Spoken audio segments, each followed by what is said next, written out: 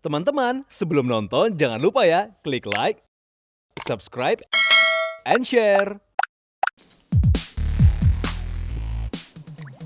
From the insights for your daily life, To the recommendation for your style. and this is Daily Lifestyle.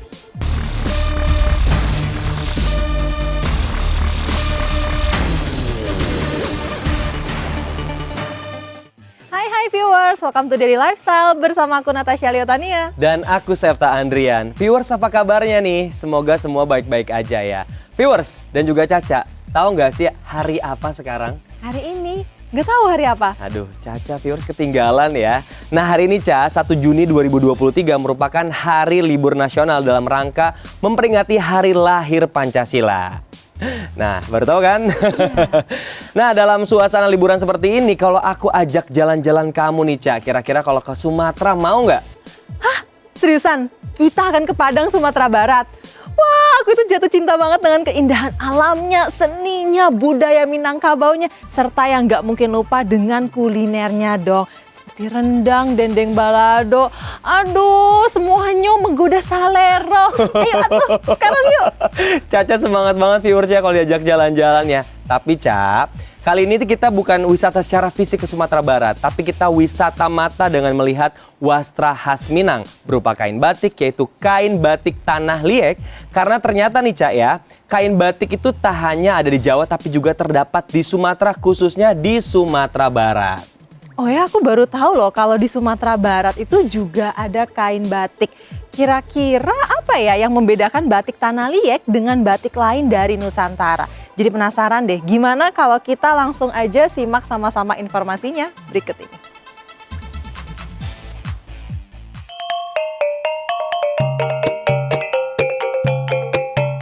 Viewers, selama ini kain batik identik dengan wastra khas yang berasal dari Pulau Jawa.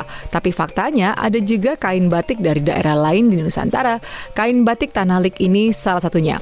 Batik Tanah Liat atau yang dalam bahasa Minangkabau, batik Tanah Liek adalah jenis kain batik yang berasal dari Desa Sumanik, Kecamatan Salimpaung, Batu Sangkar, Kabupaten Tanah Datar, Sumatera Barat. Sempat terlupakan, kini batik Tanah Liek ini mulai dikenal masyarakat luas, bahkan sampai ke ibu kota. Galeri Batik Tanah Liek yang terletak di Jalan Metro Pondok Indah, Jakarta Selatan ini misalnya. Hai viewers, saya Yovia Daryanto. Saya lagi di Galeri Batik Tanah Liek, Jalan Metro Pondok Indah.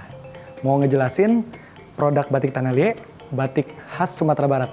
Jadi batik itu bukan hanya dari Jawa, tapi Sumatera Barat juga memilikinya, terutama batik Tanah Liek ini. Nah, yang saya pegang ini adalah kain batik Tanah Liek, pewarna alam Tanah Liat. Dia menggunakan tanah liat, kulit jengkol, kulit rambutan, kayu mahoni, gambir, dan tunjung. Kita langsung ke motifnya ya. Kenapa motif Tanah Liek itu selalu menggunakan rangkiang di bawahnya? Nah, rangkiang ini adalah pusat simpanan harta dari alam Tanah Liek, alam Sumatera Barat. Contohnya kayak padi, jagung, dan hasil alam lainnya. Nah, harta itu taruhnya di bawah, jadi bukan sebagai patokan, cuma hanya sebagai batu loncatan. Nah, di dalam motifnya itu, kita juga ada alamnya seperti jam gadang, itiap pulang patang, terus juga ada kabupadati. Kabupadati sendiri berarti kita tuh sebagai manusia harus bekerja keras, semangat, dan tidak pernah menyerah. Terus juga kita dikelilingi oleh pakis. Pakis atau kalau paku bahasa Minangnya, tumbuhnya itu dari dalam baru keluar. Jadi semoga yang menggunakan kain ini introspeksi dirinya dulu ke dalam baru keluar. Begitu. Nah, sekarang di belakang saya ada bahan baju menggunakan pewarna alam juga. Contohnya yang bawah menggunakan mahoni. Yang tengah ini lebih dominan dengan kulit jengkol karena warna gelap. Nah, yang atas itu menggunakan jelawe atau tawas. Nah, ini ada motif bunga rampai, rumah gadang. Terus habis itu yang ini pakis, dikelilingi oleh pakis dan rangkiang. Terus kalau yang ini ada motif burung hong dan rambatan. Nah, di belakang ini saya juga punya sarung selendang. Sarung selendangnya itu menggunakan pewarna alam Tanah Liek juga. Nah, ini tidak dimodifikasi, motifnya masih motif kuno, yaitu motif batang kehidupan. Tumbuhnya dari bawah selalu ke atas. Dan tetap di bawahnya ada rangkiang. Nah, di bawahnya ini saya memiliki kelapa dua. Kelapa dua tuh berarti kesetiaan, tumbuh beriringan dari bawah ke atas, berdampingan berdua bersama-sama sampai akhir hayat. Itu artinya. Nah, kita juga punya selendang yang ini adalah motif burung batang. Motif burung ini adalah artinya apa? Hidup beriringan, berdampingan bersama, berkicau dan tetap damai. Artinya adalah tetap damai dan jangan lupa tetap ada rangkiang di bawahnya. Jadi ini sebagai paten rangkiang dan pakis di kelilingnya. Jadi selendang ini sendiri awalnya digunakan untuk datu-datu dan bundo kandung di acara adat, baik pengangkatan datu, pengangkatan rumah adat, dan juga untuk pernikahan. Jadi kain ini dulu sangat sakral dan berasal dari kerajaan Pagaruyung dulunya. Nah, kain ini sendiri tetap ditulis seperti batik biasa, dicanting seperti batik biasa. Yang hanya membedakan adalah motif dan pewarnanya itu sendiri. Pewarnanya menggunakan tanah liat dan hanya satu-satunya di Indonesia. Nah, viewers, kebetulan di sebelah saya udah ada role model menggunakan batik tanah liat dengan baju kurung basibah yang menggunakan kiki tadi. Kenapa saya lebih mengutamakan warna hitam? Supaya bundo kandung itu lebih terlihat bijaksana, netral, dan lebih tidak tumpang tindih dalam mencapai keputusan. Nah, di saat acara adat dan acara pernikahan biasanya menggunakan seperti ini, menggunakan selendang, sarung, baju kurung, dan jangan lupa menggunakan make up sedikit ya.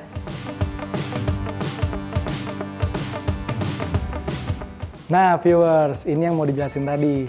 Ini batik tanah liat, motif kuno, tapi menggunakan pewarna artifisial atau pewarna buatan. Nah, tetap kita menggunakan rangkiang di bawahnya, pakis, dan ini kebetulan ada motif rumah gadang. Itu mencirikaskan kebanggaan dari budaya Minangkabau, yaitu rumah adat yang sangat besar. Nah, di samping saya ini juga ada motif-motif lain seperti pakis juga ada, batang kayu kehidupan, terus tetap ada rangkiang dan rumah adat. Di sarungnya sendiri menggunakan potongan galamai dan pucuk rebung. Pucuk rebung itu kita terlahir dari bawah ke atas dan tetap ingat sama Allah SWT. Dan juga karena pewarna ini sangat menarik, warnanya sangat cerah dan sangat terang, itu menimbulkan supaya anak-anak muda mencintai batik. Jadi berawal dari batik pewarna artifisial ini supaya untuk memancing minat masyarakat lebih luas lagi. Viewers, seperti yang dijelaskan tadi bahwa yang khas dari batik tanah liat ini terletak pada bahan pewarna kainnya. Sesuai dengan namanya, batik tanah liat ini menggunakan tanah liat sebagai pewarna dan hasilnya sungguh indah, seperti yang terlihat di galeri batik tanah liat ini. Batik tanah liat itu sendiri sebenarnya sama persis dengan batik Jawa, yang hanya membedakan adalah pewarnanya. Pewarnanya menggunakan tanah liat, kulit jengkol, kulit rambutan, mahoni, gambir, dan tunjung. Dan prosesnya itu sangat lama, direndam, dicelup, bisa sampai 10 kali dan bisa sampai 6 bulan. Batik tanah liat itu sendiri berawal mula-mula dari pusat kerajaan Pagaruyung di Tanah Datar, Sumatera Barat. Asal batik ini diduga dari Tiongkok, diperkirakan masuk ke Minangkabau pada abad ke-16. Pada zaman itu, kerajaan Minangkabau berpusat di Pagaruyung, Batu Sangkar. Batik tanah liat sempat hilang pada masa penjajahan Jepang, tetapi setelah kemerdekaan kembali muncul hingga tahun 90-an, kain batik tanah liat dikenalkan secara luas oleh para pecinta wastra asal Sumatera Barat.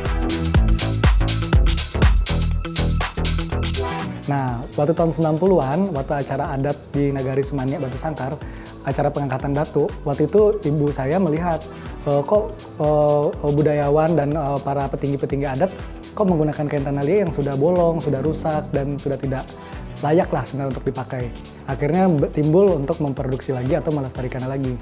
Mempelajarinya dan akhirnya berhasil di tahun 95, hampir 4 tahun untuk realisasi pewarnanya. Batik tanah liat itu sendiri awalnya hanya untuk dipakai di selendang datu-datu dan bundo kandung. Cuman karena kebutuhan untuk saat ini banyak mode, seperti yang saya pakai bisa digunakan menjadi batik kemeja, dijadiin dress, menjadi selendang untuk harian, dan bisa juga menjadi sapu tangan. Kita nggak bisa pungkiri batik Tanalie ini selain dari motif, pewarnanya itu kan terlihat monokrom, jadi terlihat sangat indah dari jauh. Terus juga untuk motifnya sendiri sangat unik, nggak pernah terdapat di motif-motif batik lain. Untuk batik Tanalie sendiri, kita nggak nutup kemungkinan, nggak semua orang mencintai warna-warna klasik. Akhirnya kita mulai menginovasi dengan menggunakan warna artifisial. Semoga atau supaya anak-anak muda lebih mencintai batik-batik yang produksi dari dalam negeri. Akhirnya batik-batik itu dia mencintai, dia udah mulai mendalami, akhirnya dia mulai menyukai batik pewarna alam. Sekedar informasi, sejak Oktober 2009 lalu, Batik Tanah Liat mendapatkan penghargaan dari Badan PBB UNESCO sebagai Masterpieces of the Oral and Intangible Heritage of Humanity. Tentu saja hal ini sesuatu yang sangat membanggakan. Harapan saya, semoga dengan banyaknya masyarakat Indonesia mencintai produksi dalam negeri, contohnya seperti Batik Tanalie ini, sehingga membuat kita makin bangga dan cinta dalam produksi tanah air. Jangan lupa ya, klik like, subscribe, and share.